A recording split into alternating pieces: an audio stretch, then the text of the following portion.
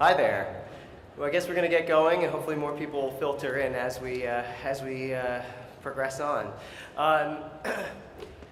Disrupt or be disrupted. That's really been a key theme up here in Silicon Valley, and it's almost in the mantra of the ethos up here of whether you're an entrepreneur or a company. Yet in Hollywood, when you're talking to the executives down in Los Angeles, it's not really part of the vocabulary. It's not something that's brought up, and the industry down there has been criticized quite a bit for not changing and adapting to the models that would allow consumers to have their content when and where and how they want it.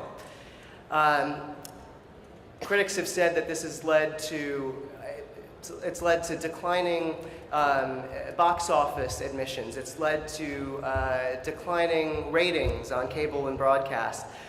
Right now, though, I think a lot of the industry execs down in Los Angeles would say, well, you know, it's not all the end of the world. Right now, our revenues are at an all-time high, especially theatrical, and frankly, our content on television and in the feature world are second to none. You've got Game of Thrones, you've got Jurassic World.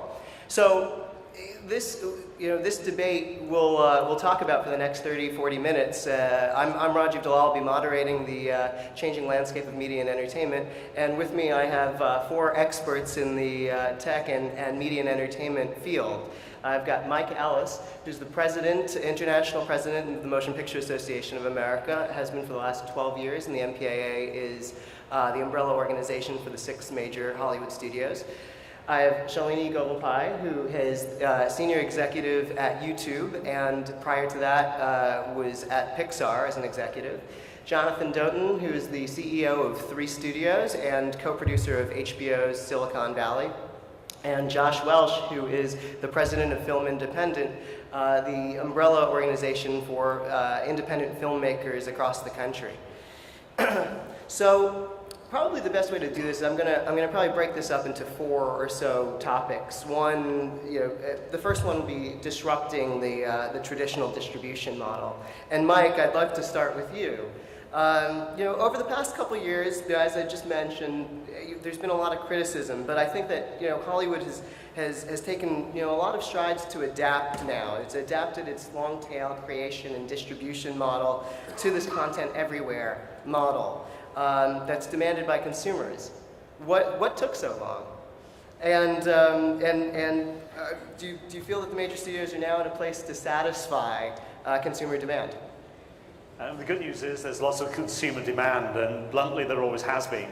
If you look at the way that the movie industry has transitioned from the early days of the only place you could watch your film was in a theatre to where you can watch your film now, it's been an interesting transition. At every juncture, people have predicted the doom and failure of Hollywood or the motion picture industry to survive in the transition. Clearly, going from the more traditional release models now to an online model has been challenging. Existing business models are difficult to disrupt. Contracts are in place. And at the end of the day, there's no way of denying it, but the theatrical release is what launches a big movie. It's like a train. The theatrical release is the locomotive, and the carriages behind are all the other distribution models that follow.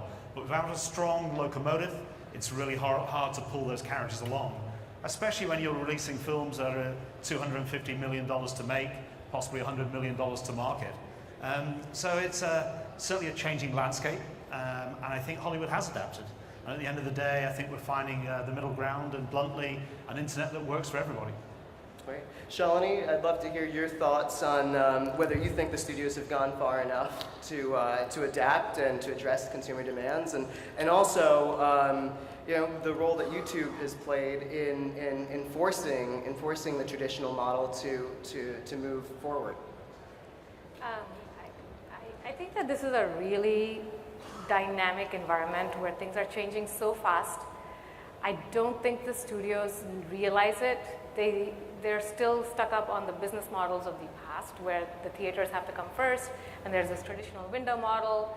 where they make their money from. But really, if you look at our audience, which is the younger demographics from 15 to 25, none of them are going to theaters anymore. They're all hooked on their mobile phones. It's all mobile.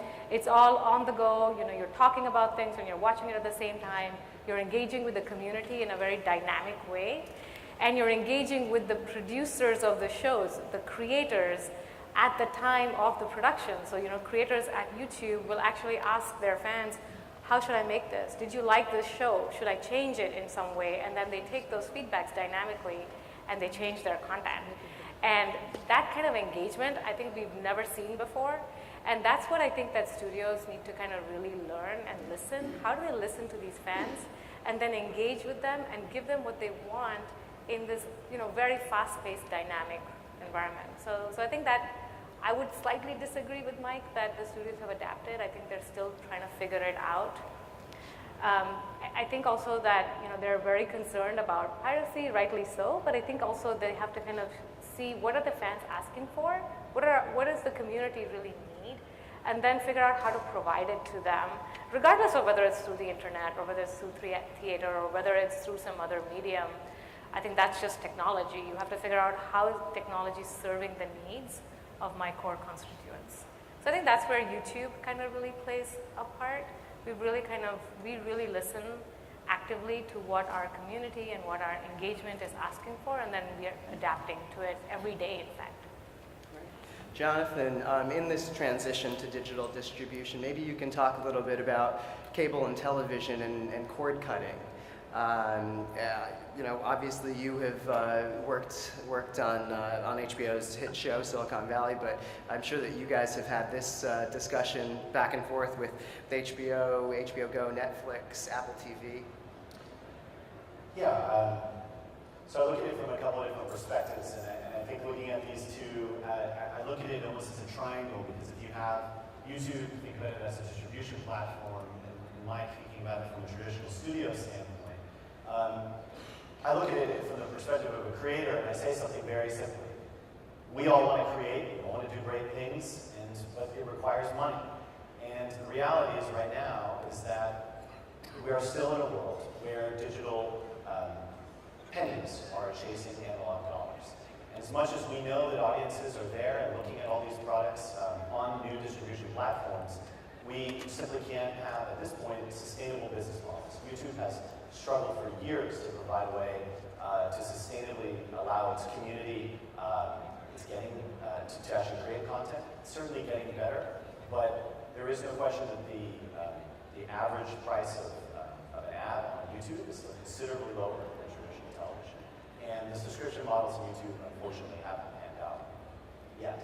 On the flip side, the television economics are increasingly difficult. And when you look at something like Transparent, which is a great show, which is on Amazon, or you look at stuff that's going on Netflix, or stuff going on HBO, what we're seeing is that the cost basis for television has actually come down dramatically.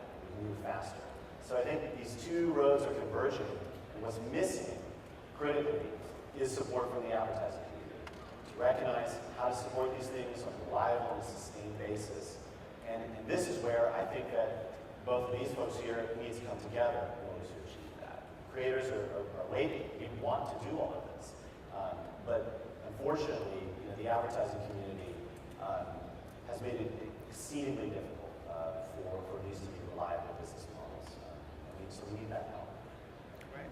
Thanks. I'm going to come back to monetization in a moment, but Josh, I'd love your perspective from the indie film producer's point of view and how this movement towards digital distribution has helped or hurt your members.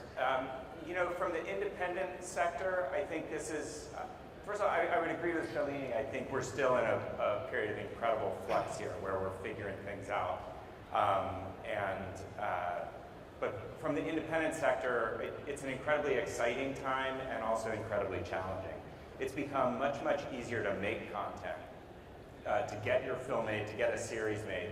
The barrier to production has come down so dramatically, and people are able to make really beautiful films on seriously modest budgets. There's also this incredible glut of opportunities for new forms of distribution, new platforms, ability to reach your fans and your audiences very directly. That's all positive. On the challenging side, how to monetize any of this in a way that is meaningful and that enables independent filmmakers or content creators to sustain a career is something that we have not figured out. And you know, that's the thing everybody's trying to figure out here, but I don't think that we're at that point yet. Okay. Well, since we've already moved to monetization, I should ask Shalini, maybe you can describe the monetization model that YouTube uses, and then from there maybe we can talk about you know, what more you might want out of your partnerships with the creators. Monetization in this space, as Mike and Josh were referring to, it's never, even in traditional, it's never been just advertising based, right? It's always a variety of models that you have to use to sustain the creators, to sustain the brand. You know, Disney, for example, you know, will you will use the subscription model, you will use theatrical models, you will use merchandising. In fact, what I believe is merchandising actually creates the bulk of the money and the brand awareness afterwards. So you have to kind of combine all of those into really creating a sustainable brand. And you know, at YouTube, we started off with advertising, but we are expanding to looking at subscriptions. That was just announced a couple of days ago at VidCon, which is a big conference for our video creators. We are also, you know, all of our creators are looking at branding and merchandising. And finally, one of the big areas that has emerged, which was like the talk of the town and in LA 2 days ago, is really how do we get even these brands, these advertisers, really thinking more like creators. Because what we find with creators, especially on YouTube, is that authentic engagement that they have with their fans. And Variety just came out with a piece 2 days ago which described how the YouTube creators have so much influence over their fans because of the fact that it's not a broadcast. It's not like, hey, everyone needs to know this. It's me, this is my authentic self, this is what I want you to know. You either love me or you hate me, but if you love me, you're with me on everything because you know I'm speaking from my heart. And that's what the brands need to engage with as well. And in fact, we have a lot of our creators now have multi-million-dollar deals with Coke or Pepsi, and it's because they really believe in that product, but they then make it part of their narrative. And that's another way that they're really looking at monetization, as well as the brands really looking at how do we create a brand that's authentic to the audiences of today, which are demanding much more of that authenticity and engagement. And Mike, from the studio perspective, this has been a challenge, but it's kind of going over the hump at this point. I'd love to hear how you see this both in a digital and in a future perspective. Well, I think monetization is important. You know, when you speak with film producers, I mean, I was with Darren Orlovsky the other day, and he talked about Black Swan. His #1 goal was to make enough money from an art house movie to pay back his investors, on top of making a great film. He achieved that, and by doing that, he gets to roll the dice again and make another film. If you don't get back your investment, it's kind of hard to invest in movie makers. It's a tough gig. And I find when I look at this monetization, I actually look to where the business is shifting, and it's actually China. And you look what's happening in China in the internet space, where you have companies like Sohu, Baidu, Youku, Tudo, IQE, and of course Alibaba will be coming into that space. And these are people who are trying to figure out how the advertising model works, and bluntly, it doesn't. And they have to move across to a microsystem payment, where you have over 600 million people online at any one time, and somebody going to a Sohu or a Youku site, on average staying online for 29 minutes. 30 million people a day will be going to that type of site and staying online, and then figuring out how you monetize that, and payment has to be part of that. And I think, you know, many people should look more towards what China is doing in this space. And interestingly, that's not where YouTube or Google is right now. So there's some really dynamic Chinese companies that are trying to figure out this monetization part of it. But it's not easy. You know, and bluntly, in China, there are 800 movies that get made a year, 200 get released theatrically. So you've got 600 movies from China looking for an audience, looking for space, and bluntly looking to recover an investment which they don't. And so while money may be freely available in China right now, that will dry up and it'll become that much more difficult to make movies and TV shows unless there is a way to recover your investment. So I was encouraged by Jonathan there, you know, talking about the need to actually monetize it, and at the end of the day, it is a business. And while it's great to make art house movies, it's a business, and we should never forget that. So you've let's move away a little bit from the digital side of this, and you brought up China. Obviously, it has been a key. It has fueled pretty much a lot of the American motion picture funding pipes. And maybe you can talk a little bit about China's role influencing everything that the studios are doing now, and both domestically and internationally. Well, I think, look, China is an important market, there's no question about it. The box office will surpass America by about 2018, although the revenue this year alone has been up 50% compared to last year. And there's no other market in the world that's accelerating at that space. And you have on average 13 to 15 new cinema screens opening every single day across China. But it's just one part of our business. And I think, for certainly the Hollywood studios, it's a global marketplace. China will be an important one. But it's one where the market, as certainly other industries have found, is very restricted. We can only release a total of 34 revenue-sharing films a year. And the rest of the world is important, from Australia through to smaller markets like Vietnam, which has seen a huge growth in cinemas and revenue. And again, not just for the Hollywood films, but for independent films and certainly films coming out of Europe as well. So I think the world is changing. Asia Pacific is certainly driving a lot of the growth. But I think in the digital area, there's some fantastic models that are coming through. And I really would hark back to looking at what's happening in China as to how everybody is navigating that space. Thanks. Josh, how about some of your filmmakers? Have they been exploring shooting or getting funding from China or some of the other markets in Asia Pacific or Middle East? Absolutely. It's interesting. We, even in the independent art house space, our organization's been approached by a number of players in China, just wanting to have conversations about possibly, opening a film independent in China.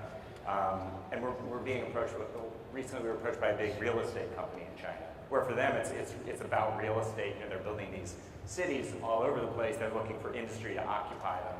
So we've been having these kind of ongoing conversations. I have to say it's a little odd because we're film independent. We support bold artistic filmmaking that doesn't necessarily fare that well right now in China with their censorship policy. But they still want to have conversations and are interested in fostering the independent film community in China. Filmmakers that we support and work with, we're based in Los Angeles, but the filmmakers that we work with increasingly are seeking financing all over the world and making films all over the world. And it goes back to the fact that digital production has become so much more mobile, lightweight, easy to travel. So we've supported films that have shot in Vietnam, in Korea, in Cameroon, really all over the world. And I think to me, it's very exciting.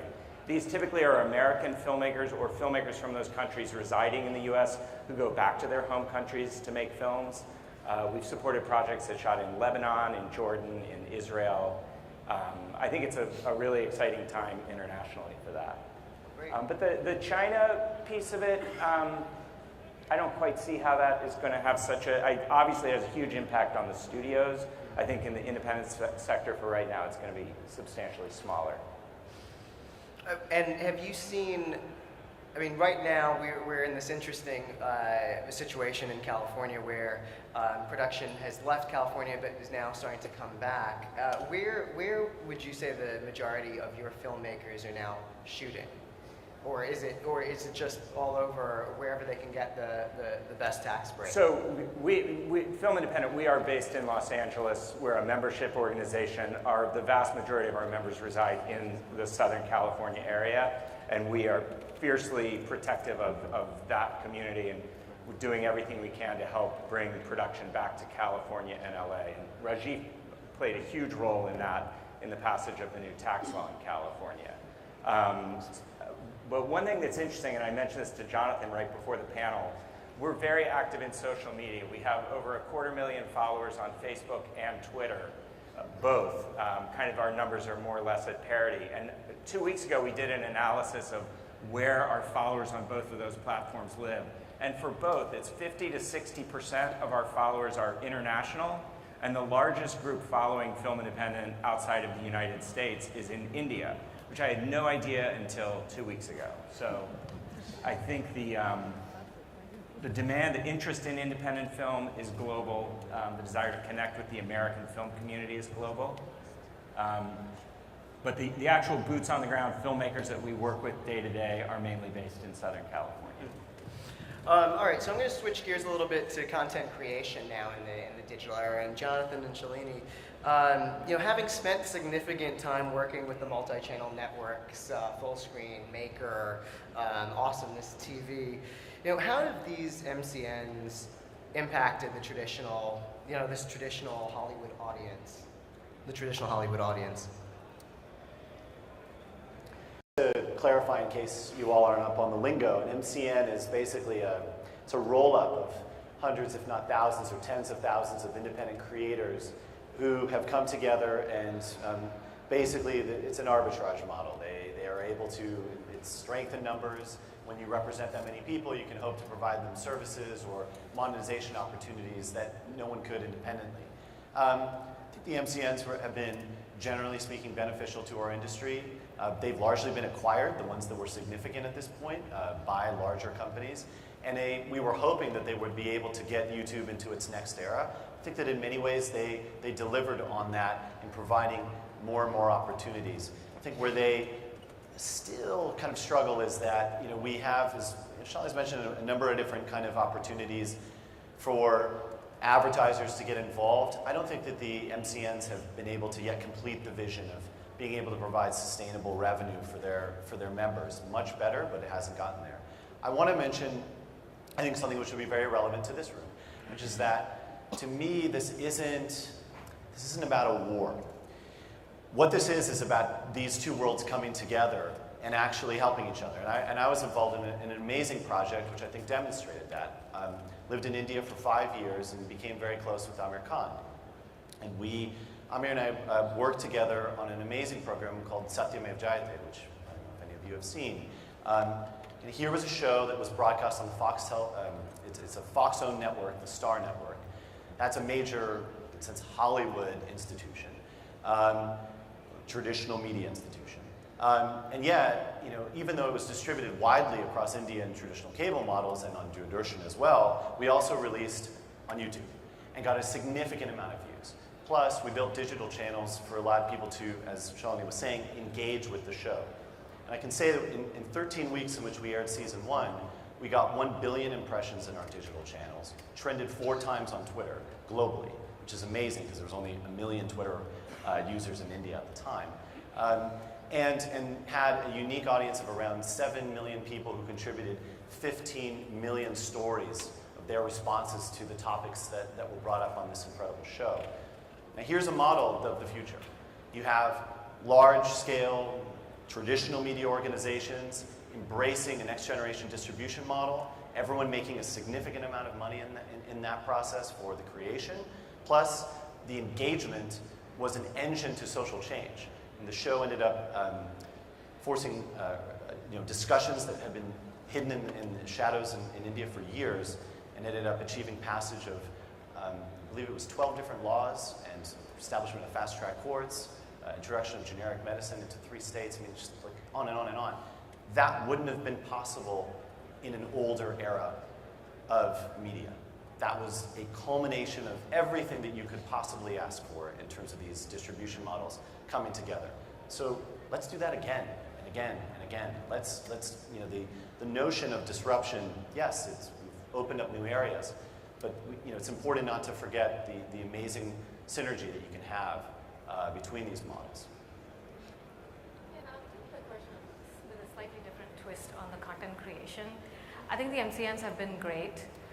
For the YouTube platform, they have a combined mission, so we strongly support them in the mission of enabling more content and enabling our content creators to be successful on digital platforms. I think what I find more exciting, though, is really the blend of technology that's enabling creation in completely new formats and completely new ways of thinking.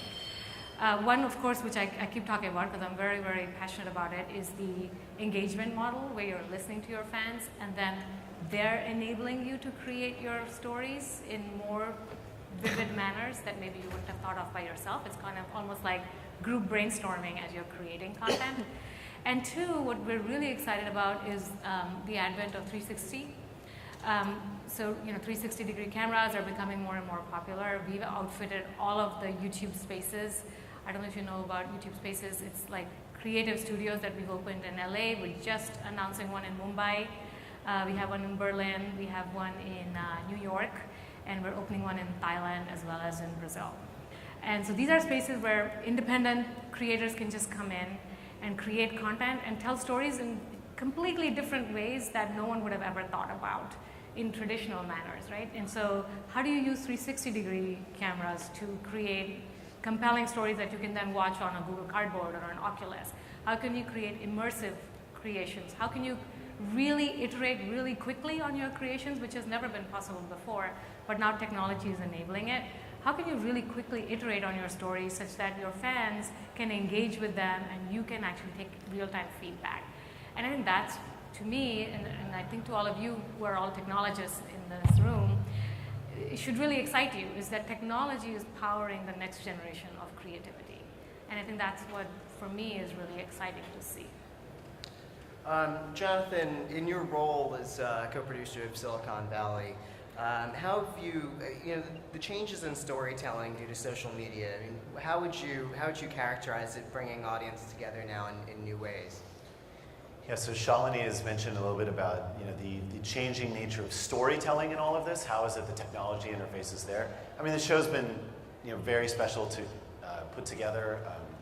Mike and Alec are some of the most amazingly talented people I've ever worked with, and I think the show has resonated in part because they've been so fastidious in being able to get detail right.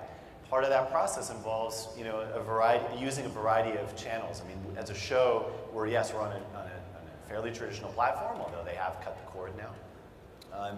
But we have always used opportunities to generate excitement by using pieces of technology. So we have various cases where we've built apps, or we've been able to put out even papers and extensions of the storytelling for it to live online in character. So last season, for example, we had a variety of different digital properties that actually extended the story. The culmination of season 1, for example, the actual technical detail of D2F, if anyone's watched the show, I won't stay on this panel. That was all explained by an Indian national vet, Manish Misra, who's a Stanford PhD student. For us, the reality is that just when the camera finishes and the show ends at the end of 30 minutes, that's really the beginning of when a new story can start. And it's a participatory story in which the audiences are engaged with, and it could yet very well be immersive in a virtual setting.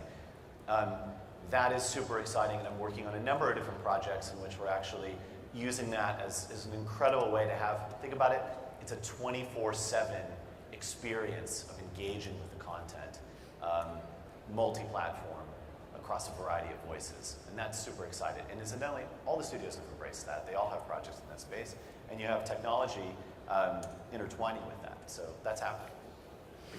So as we continue to disrupt, as we continue to expand, we obviously will always run into some regulatory challenges. And two folks up on stage were, very much a part of the SOPA debate, and I'd love to hear from both Mike and Shalini. Given all the collaboration between the studios and you two, have we moved past this? Have we moved past the SOPA debate at this point? Well, certainly in Asia, we were never part of that debate. I think, when we work with governments, we try to get industry to be part and parcel of the solutions. And to some degree, we can be successful. Other times, we work with the government to regulate and to make sure there's a fair environment out there. But I think in Asia Pacific, things move along, legislation changes, to facilitate technology and to facilitate the protection of copyright. So, you know, the debate in America, really not something I took part in. We work continuously together to find solutions that work for everyone. Josh, how was your perspective? Yeah, that was a very diplomatic answer. I don't think the SOPA, I mean, SOPA is over, but the issues, the problems, the concerns are not. Right now, Obama is trying to put through the TTP trade package, and a lot of the copyright language in that is not public. And I suspect if we knew what it was, it revives a lot of the same issues that are in SOPA and PIPA. I mean, you know, I'll just say from the independent film sector, piracy is a huge problem. If you're an independent filmmaker, you put up basically your own money to make a film, it gets ripped off, you are just completely screwed. You've lost everything. It happens all the time. There's a lot of piracy. It's devastating to independent filmmakers. In addition to that, though, you know, to me, it's an interesting fact that when the SOPA thing was going on, independent filmmakers generally aligned with the tech side of the argument and conversation, and less so with the studios, because independent filmmakers deeply value free expression on the free and open internet, net neutrality, free expression, free speech on the internet, and the regulations and rules that were in SOPA, which had a good intention to stop piracy, were really articulated in a way that independent filmmakers didn't like and felt wasn't serving their broader interests beyond piracy. So I think really figuring out a way to address piracy without squelching the internet or having these draconian, you know, lack of due process and things like that were in that bill is something that we really do need to figure out.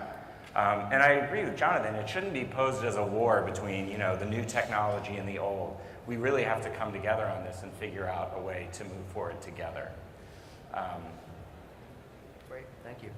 Well, so we've got a couple minutes left, and so I'll take a couple of the audience questions. Shalini, Jonathan, probably more centered towards you guys. Do you think you're able to accurately measure return on investment for your digital advertising? For the advertising or for the advertising? I'm sorry? For advertising? For advertising, yeah. I mean, that's always the goal of anything that's digital, is that you can truly effectively measure everything. And there are a number of different projects that are underway. It's a little bit easier, for example, on Google, where it's, you know, someone clicks on your ad and that's it, and you know that it was successful because, you know, you can then measure the funnel. They clicked on the ad, did they make a purchase, is there fulfillment at the end of it, and that's the end of that ad. But if you think about brands, it's not just about what did the user engage with my ad or did they watch it, what return did I get from it? Did the awareness of my brand rise because of my campaign or not? And those are a little bit more difficult to measure. And at that point, it's not just digital. It's also what's happening in the analog world. Like, did sales of Coke go up because I had a massive digital campaign run on YouTube and TV and radio across a number of sites? And so there are a number of different efforts across all the technology companies, Google, Facebook, everyone's kind of looking at it from different ways, but it's definitely top of mind. Is how do we measure that more accurately? So it's such a strange situation when you look at the facts. Let's not talk about concepts, let's talk about dollars, all right? Today, I work with several creators in which we go and we can sell what's called direct advertising, in which basically YouTube has this very interesting narrow lane in which you can put ads where you speak the ads or you actually vocalize them. It's a little bit like a sponsorship, a little like endorsement. Think of it like a radio ad where the announcer talks about this great product and then offers you a code, and then you can go and use that code and you can get the product. The CPMs on those types of things, I've gotten CPMs from my creators that are upwards of $60 to $70, which, just to put that into perspective, is more than basic cable in the United States. Okay? That's a shockingly high amount. And what is the tech there? The tech is that the YouTube star goes and says, please use this code to go and buy this product. This is crazy if you think about it, right? A verbal communication is the fundamental technology there. Here's the thing. I mean, we have the advertising market has been a huge impediment, frankly, because they have held, when everyone talks about the most backwards people in the business, yeah, the studios certainly have things that they've grown accustomed to and they're making money, so why should they change dramatically? But let's be really straightforward. The advertising industry, in spite of numerous overtures from both parties on tech and in content, they have been ridiculously uninnovative. And the solution, which right now, which is kind of edging towards that in terms of CPMs and value, is an area that frankly as a creator, I don't feel comfortable with. The solution that Shalini presented in terms of creators going and creating commercials and what they call branded entertainment, to me that crosses a very clear red line. I'm a creator, I'm good at what I do, I tell great stories. If you want me to make a commercial for you, I'm more than happy to do that if you pay me for that activity. But I don't want my characters or my stories to be in service of a brand directly. I'd like it. We can do marketing together. We can't tell stories together, frankly. So I think that the question in itself, like we could go sit there and try to create more advertising tech. I truly believe that actually what we need to do is create more direct relationships between commerce, actual purchasing, and the content creation and the ad units and all that. Then you may actually get somewhere. Until then, it's completely broken. Okay, so last question before they boot us off stage. And this one came in earlier in the day, which was on the future of the industry, what it's going to look like 5 years from now. And frankly, where you'd put your money in the industry if you were investing. This is for all of you. So Mike, if you want to start. Sure. Well, certainly I think for the movie making industry, it's going to continue to grow. The Asia Pacific marketplace is going to drive that growth. Hollywood has a great position in that part of the world. By 2030, 2/3 of the middle class will be based in Asia Pacific. China will be the leading film market in the world. As I often say, China is too big to ignore, and we'll be spending a lot of time getting our product into China and hopefully satisfying the customers. So I'm from IIT, technologist at heart, even though I'm on the creative world now. But I would say, like, from my perspective, it's always been about how does technology aid the creative process and how does creativity lend itself to technology. And I did that when I was at Pixar. At that time when I first joined, 3D animation was unheard of. It was, computers were barely used for the creativity process, but at Pixar we changed that. Now almost every movie is done through computers. It's all 3D animated. And I believe that that's going to continuously happen. Technology is going to drive creativity. We're going to see more and more of these new, as I was talking about, these new technologies in terms of immersive experiences, in terms of using the internet to drive the creative process. I think that's going to be the next generation of storytelling. And really that's what I believe in is in the end, distribution technology, it's all about, does this content meet the needs of what my consumers want to hear? Because that's always constant, right? That's always constant. Consumers, all of us, constantly want to be entertained. We want to be entertained in new creative ways, and that's going to be always for the next 5 years, 10 years, 100 years. And that's where I think entrepreneurs need to think is, how can I get ahead of that momentum? Working on a show that is based on a fundamental technology of compression. I always use opportunities to talk about this because I think it's a very little known and deeply important area. I lived in India. I couldn't make a phone call that lasted for more than about 20 seconds without it hanging up. I had an internet connection. It was increasingly getting better on my phone, but it certainly wasn't ideal, and it certainly wasn't able to perform at scale with respect to content opportunities. And the reason why is because, in part, we still need fundamental technologies that revolve around things like compression and distribution. This is areas that are hugely important, and I think that there is, when you look at that area of technology, it is incredible because it involves philosophical approaches to basically data, how you actually define and then compress data, and then all the way down to ideas about networking technology. These are the core issues that make all of this possible, whether it's a digital film that's being projected in a cinema, all the way down to something on your mobile phone. It's a deep, deep technology problem, and I'd love to see more people dealing with that to make films available on devices that have battery life that can support that, and distribution channels that can stream it? For me, I would say, first of all, I'm happy to say I have no idea where we'll be in 5 years. I mean, when I look back at where we were 5 years ago and what's happened since then, it's just, you know, it's amazing. So what things I've never thought of will be happening in 5 years, I'm sure there's many of them. But what I would say for the independent space, I think, you know, 5 years from now, it makes me sad to say this, but I think the theatrical experience is going to be even more diminished than it is now. It's going to be much more about digital online distribution. The windows between theatrical and digital release are shrinking. There's already day and date for smaller films. I think you're just going to see that increase, and then it will just be the theatrical will drop off for a lot of smaller films. It's because it just economically doesn't make sense to keep pushing the theatrical experience. I do think that's a real loss to the culture to lose that experience, but and maybe some brilliant person will figure out a way to make that work. But the other thing I would say is, regardless of all the technological changes that are coming, fundamentally, there is more and more, I mean, I don't like the phrase content creation, it sounds so neutral and antiseptic, but there's going to be more and more content creation in the coming years. We're becoming so sophisticated as storytellers. There are great filmmakers out there, whether they're making it for the web or for theatrical. This is a fantastic time to be a content creator. Storytelling is in demand, and whatever the platform is going to be 5, 10 years from now, there's always an increasing demand for brilliant storytelling. So that is kind of what I come back to give me happiness about the future. We'll figure out the rest.